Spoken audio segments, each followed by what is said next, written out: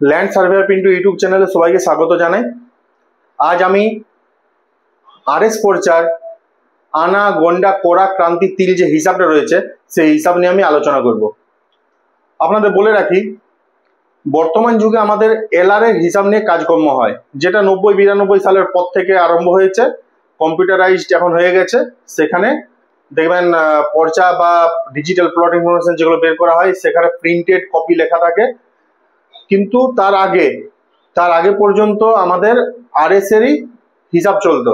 RS এর হিসাব কোনগুলো দেখবেন প্রত্যেকেরই বাড়িতে থাকবে, যাদের কৃষিযোগ্য জমি রয়েছে দাদুর আমল থেকে বা তার বাবার আমল থেকে, তাদের প্রত্যেকের বাড়িতে দেখবেন হাতে লেখা একটা পর্চা আছে। সরকারি আধিকারিকরা হাতে করে লিখে দিতেন, সেখানে ওনাদের স্ট্যাম্প দেওয়া থাকতো। এটাই হচ্ছে আরএস পর্চা। তো আমাদের আরএস পর্চা স্টার্ট হয়েছে পশ্চিমবঙ্গের বুকে 1962 সাল থেকে। সেই সময় থেকে আমাদের গণনা শুরু হয়েছিল, সেই সময় থেকে মোটামুটি ভাবে আরএস পর্চা বাজারে চলে আসছে। তার আগে ছিল সিএস পর্চা। সিএস পর্চা ততদিনই চলেছে যতদিন পর্যন্ত আরএস পর্চাটাকে সরকারিভাবে মান্যতা দেওয়া হয়নি। আরএস পর্চাটাকে যখন সরকারিভাবে মান্যতা দেওয়া হলো, বর্তমান যুগে সিএস পর্চা নিয়ে আর কোনো ঘাটাঘাটি হয় না। এগুলো খুব রেয়ার কেসে, খুব জটিল যদি কোনো একটা সমস্যা সৃষ্টি হয় সেক্ষেত্রে সিএস পর্চা সরকারি আধিকারিকরা খুলে দেখেন। নর্মালি আরএস পর্চাটাকে মাদার ভলিউম বলে মাদার কপি হিসাবে ওইটাকে কাজ করা হয়।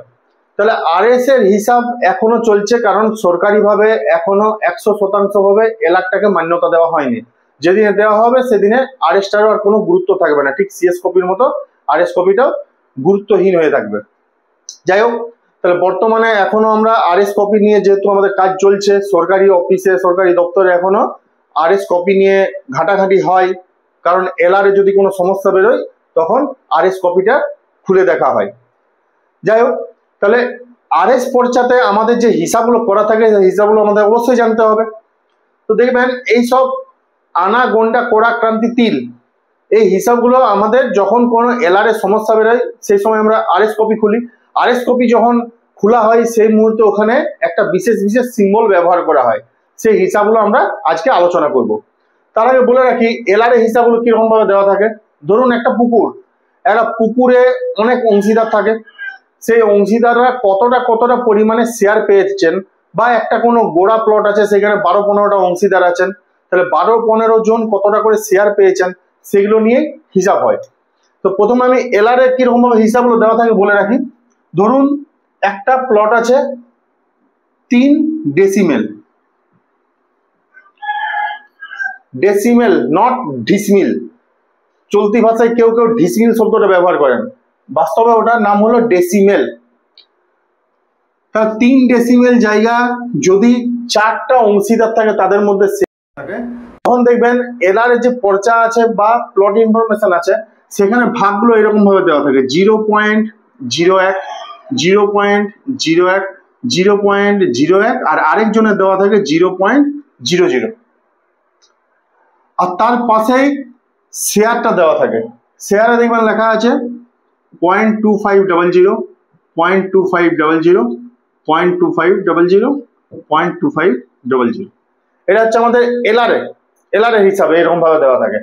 তাহলে 3 ডেসিমেল যখন 4 জনের সমান ভাবে কিনেছে সেই সময় এখানে আর ফ্র্যাকশন করা হয় না। দেখবেন এখানে একর লেখা থাকে, একরের নিচে এরকম ভাবে লেখা আছে 3 জনেরটা 0.01, 0.01, 0.01 আর একজনেরটা দেওয়া আছে 0.00। তার মানে কি এর কোনো জায়গা নেই এখানে?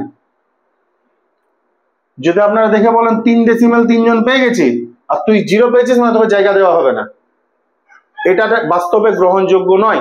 কারণ ওই শুধুমাত্র ওই হিসাবটা দেখে বিচার বিবেচনা হয় না, তার পাশে তখন আমাদের শেয়ারটা দেখতে হয়। এটা হচ্ছে সেই শেয়ারটা। তাহলে আমি আগে বললাম আমাদের দেখবেন শেয়ারটা টোটাল নিচে লেখা থাকে 1.40, যেটাকে আমরা চলতি ভাষায় 10,000 শেয়ার মিল বলে থাকি। তাহলে এই 10,000 শেয়ার মিল যখন হয়ে আছে তখন প্রত্যেকে কত শেয়ার পেয়েছে দেখুন, 2500। অঙ্কের ভাষায় হচ্ছে 0.2500, কিন্তু হিসাবে সময় আমরা বলি 2500 শেয়ার আছে, এরও 2500 শেয়ার আছে, এরও 2500, এরও 2500, মিলে হয়ে যাচ্ছে 10,000। এটা হয়ে গেল এলআর এর হিসাব। এটা নর্মালি সবাই পড়াশোনা টুকটাক জানে, প্রত্যেকে এটা দেখে বুঝে যাবে যে হ্যাঁ সবারই 2500 করে শেয়ার আছে করে আমাদের আলটিমেটলি এই হিসাবটা দাঁড়িয়েছে। এটা হয়ে গেল আমাদের এলআর এর হিসাব। এলআর এর হিসাব বেশি কিছু শেখানোর প্রয়োজন নেই। মেন সমস্যা হয়ে আছে আমাদের আরএসটাতে। আরএস পর্যায়ে যখন আমাদের শেয়ারগুলো হিসাব করা হয় বা হতো, সেই সময় আমাদের বিশেষ বিশেষ সিম্বল ব্যবহার করা হতো, যেই সিম্বলগুলো নিয়েই আজ আমি আপনাদের শেখাবো। ভালো করে দেখলে বুঝতে পারবেন, যাদের বাড়িতে আরএস পর্চা আছে তারা খুলে দেখবেন, আর হিসাব করতে কোনো সমস্যা হবে না। দেখবেন আমাদের যে এলআর এ 1.4টা জিরো আছে, যেটাকে আমরা চলতি ভাষায় 10,000 শেয়ার বলছি, সেটা দেখবেন আরএস এ লেখা থাকে এক করে নিচেটা এরকম দাগ দেওয়া আছে, এটাকে বলা হচ্ছে 16 আনা। তখন এরকম আনা দিয়ে হিসাব করা হতো। যারা মোটামুটি ভাবে 2010-এর আগে মাধ্যমিক দিয়েছো তারা প্রত্যেকেই জানবে যে আগে আমাদের 10 পয়সা 20 পয়সা এগুলো চলছিল। সেই সময় 25 পয়সাটাকে আমরা বলতাম 4 আনা, 50 পয়সাটাকে বলতাম আমরা 8 আনা, আর 1 টাকা যেটা আছে সেটাকে বলা হতো 16 আনা। সম্পূর্ণটাকে এক ধরা হয়। আপনারা দেখবেন যখন 5-6 এর অঙ্ক টঙ্ক করা হয়, ফ্র্যাকশনের অঙ্ক, সেখানে আমাদের কিছু অঙ্ক আছে, চ্যাপ্টার কোন ক্লাস ঠিক আমার এই মুহূর্তে মনে পড়ছে না, সেখানে আপনারা দেখবেন অংশের যে অঙ্কগুলো থাকতো আমরা সম্পূর্ণ অংশটাকে এক ধরে নিতাম। এভাবে অঙ্কগুলো করা হতো যে সম্পূর্ণ অংশ সমান 1। সেরকম ভাবে একটা জায়গার তাদের 5 একরের জায়গা হোক, 10 একরের জায়গা হোক, 5 হেক্টরের হোক, 20 হেক্টর হোক, আমার দেখে লাভ নেই, সম্পূর্ণ যে জায়গাটা আছে, সম্পূর্ণ যে প্লটটা আছে সেটাকে ধরা হতো 16 আনা। তা সেই 16 আনার মধ্যে কার কত অংশ আছে সেগুলো নিয়ে আলোচনা। আজকের যুগে দাঁড়িয়ে সবচেয়ে বেশি এগুলো হিসাব করা হয় পুকুরের অংশের ক্ষেত্রে। পুকুরের মধ্যে কার কত শেয়ার আছে সেগুলো নিয়েই খুব একটা ঝামেলা সৃষ্টি হয়, কারণ একটা অংশীদারের আবার মারা যাওয়ার পরে তার 4টা-5টা অংশীদারের মধ্যে সেই জায়গাটা বন্টন হয়, তখন কে কতটা করে অংশ পাবে সেই হিসাবের সময় দেখবেন নর্মালি পুকুরে হিসাবগুলো করার সময় এই আনা গন্ডা কোড়া ক্রান্তি তিলের হিসাবগুলো আলোচনা করা হয়। আবার কারো যদি কোনো জায়গার ডিসপিউট থাকে সেইখানে যখন আমাদের মিসকেস করা হয় আমাদের সংশ্লিষ্ট যে বিএলআর অফিস আছে সেখানেও দেখবেন তখন আমাদের এই হিসাবগুলো নিয়ে আমাদের দেখতে হয়। তো আপনারা দেখুন, ভালো করে দেখলে বুঝতে পারবেন। তাহলে আমাদের প্রথম হয়ে যাচ্ছে 16 আনা। 16 আনা মানে এক সম্পূর্ণ অংশ, এটা সমান হয়ে যাচ্ছে 16 আনা। তাহলে আনা কত হয়? 16 আনা মানে সম্পূর্ণ, তার মানে আমাদের 16 আনা। তাহলে 1 আনা, 2 আনা, 3 আনা, 4 আনা, 5 আনা, 6 আনা, 7 আনা, 8 আনা, 9 আনা, 10 আনা, 11 আনা, 12 আনা, 13, 14, 15, 16। 16 মানেই সম্পূর্ণ। তাহলে এই সিম্বল গুলো কিরকম হয়? আনার সিম্বল দেখুন, 1 আনা যখনই আমরা বলবো তখন আমাদের সিম্বলটা হয়ে যাবে এরকম। এটা হচ্ছে 1 আনার সিম্বল। যেমন যোগের সিম্বল হচ্ছে এইটা, আমরা যদি 2 যুক্ত 5 মানে আমরা লিখে দিই 2 + 5, এটা আমাদের হচ্ছে যোগের চিহ্ন। সেই রকম ভাবে 1 আনার চিহ্ন হচ্ছে এটা। এবার আসছি 2 আনা।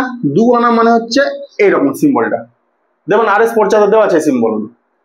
3 আনা হচ্ছে এরকম হালকা টেনে, এটা 3 আনার সিম্বল। 4 আনা সোজা একটা দাড়ি মানে হয়ে গেল 4 আনা। 4 আনার পর যখন আমি 5 আনায় আসবো তো 4 আনা প্লাস 1 আনা মানে হচ্ছে তো 5 আনা। তাহলে 4 1 5, 6 কি হবে 4 আর 2 কেমন ছিল এরকম, 4 আর 2 6, 7 তাহলে হচ্ছে 4 3 7, 8 মানে কি হবে 4 এর জন্য একটা সোজা দাঁড়িয়ে ছিল, 8 এর জন্য দুটো সোজা দাঁড়িয়ে হয়ে যাবে। 9 মানে হয়ে যাচ্ছে দুটো 4 প্লাস 1। 10 হয়ে যাচ্ছে দুটো 4 প্লাস 2। 11 মানে দুটো 4 প্লাস 3। 12 সমান হয়ে যাবে একটা দাড়ি দুটো দাড়ি মাঝখানে একটা আমরা টেনে দেবো, এটা হচ্ছে আমাদের 12 সিম্বল, অনেকটা বাংলার মাত্রাহীন দয়ের মতো। 13 কিরকম হবে 1 একটা 4 দুটো 4 তিনটে 4, 12 হয়ে গেল প্লাস 1 13। তো 14টা হবে, একটা 4, দুটো 4, তিনটে 4, 12, 2 এ 14, 15 সময় একটা 4, দুটো 4, তিনটে 4, 12 প্লাস 3, 15। আর 16 আনা, 16 আনার এক্সট্রা কোনো সিম্বল নেই। 16 আনা মানেই সম্পূর্ণ, সম্পূর্ণ মানে এটা। দেখবেন বিবাহিত মেয়েদের ক্ষেত্রে যে মুহূর্তে বিয়ে হচ্ছে সেই মুহূর্তে সে সিঁদুরটা পরে নিচ্ছে। তা সিঁদুরটা পরার ঠিক পূর্ব মুহূর্ত পর্যন্ত সে অবিবাহিত, অবিবাহিত ক্রাইটেরিয়ার মধ্যে সে পড়ে থাকছে। যে মুহূর্তে সিঁদুরটা ঘষে নিচ্ছে সেই মুহূর্তে সে বিবাহিত হয়ে যাচ্ছে। সেরকম ভাবে 15 পর্যন্ত তার একটা সিম্বল থাকছে নির্দিষ্ট। 16 আনা সমান যেহেতু আমাদের এক অংশ হয়ে যাচ্ছে, সম্পূর্ণ হয়ে যাচ্ছে, সেই জন্য 16 আনার আর এক্সট্রা কোনো সিম্বল নেই। 16 আনা মানে পুরোটা। এ হয়ে গেল আনার সিম্বল। ঠিক আছে, আরএস পর্চা যাদের যাদের আছে খুলে দেখবেন, প্রথমে যে সিম্বলটা দেওয়া থাকে এটা হচ্ছে আনার ঘরে। শুধু আনা নিয়ে তো হিসাব নেই, আরো আছে। আনার পরে আমাদের কোড়া, ক্রান্তিক, তিল, গন্ডা এগুলো সব আছে আমাদের। তার প্রত্যেকটা সিম্বল আমরা জানবো। তাহলে এটা হয়ে গেল আমাদের আনার হিসাব। আনার পরে আছে আমাদের গন্ডা। তো এই পাশটায় করছি।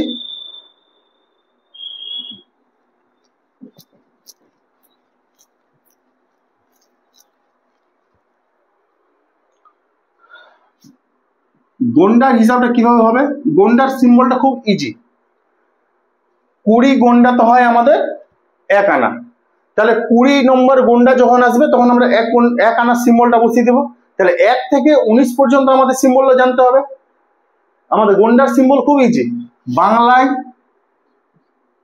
1 মানে 1, অর্থাৎ 1 গন্ডা মানে ওই বাংলাতে যেটা 1 লেখা হয় অঙ্কতে বাংলা ভার্সনে, সেটা হচ্ছে আমাদের 1 গন্ডা। তাহলে 2 গন্ডা কেমন হবে? 2 মানে 2, এভাবে চলতে থাকবে। 19 মানে 19। আর 20 গন্ডাতে হয়ে যাচ্ছে ওই যে বিবাহিত, সিঁদুরটা পরে নিলে মানে বিবাহিত। সেরকম 20 গন্ডা মানে হচ্ছে আমাদের 1 আনা। যেহেতু 20 গন্ডাতে 1 আনা হয়, তাহলে 20 গন্ডার সময় আমরা 1 আনা সিম্বলটা বসিয়ে দেবো। এই হয়ে গেল আমাদের গন্ডার হিসাব। গন্ডার পরে আছে কোড়া। 4 কোড়াতে হয় আমাদের 1 গন্ডা। তাহলে কোড়ার হিসাবগুলো কিরকম হবে? কোড়ার হিসাবগুলো হয় 1 কোড়া মানে হচ্ছে একটা সোজা দাঁড়ি। ঠিক আছে, 2 কোড়া মানে হচ্ছে দুটো সোজা দাঁড়ি, আর 3 কোড়া মানে হচ্ছে 1 2 3, 3টা সোজা দাঁড়ি এমনি হয়ে গেল। দুটো সোজা দাঁড়ি মাঝে সেই মাত্রাহীন দয়ের মতো এখানে যেমন ছিল 12 আনার যা সিম্বল, 3 কোড়ারও তাই সিম্বল। আর যেহেতু 4 কোড়াতে আমাদের হয়ে যাচ্ছে 1 গন্ডা, তাহলে এখানে 4 কোড়ার জায়গায় আমরা 1 গন্ডা সিম্বলটা বসিয়ে দেব। তাহলে আমাদের 16 আনাতে হয়ে যাচ্ছে সম্পূর্ণ অংশ, 20 গন্ডাতে হয়ে যাচ্ছে 1 আনা, 4 কোড়াতে হয়ে যাচ্ছে আমাদের 1 গন্ডা।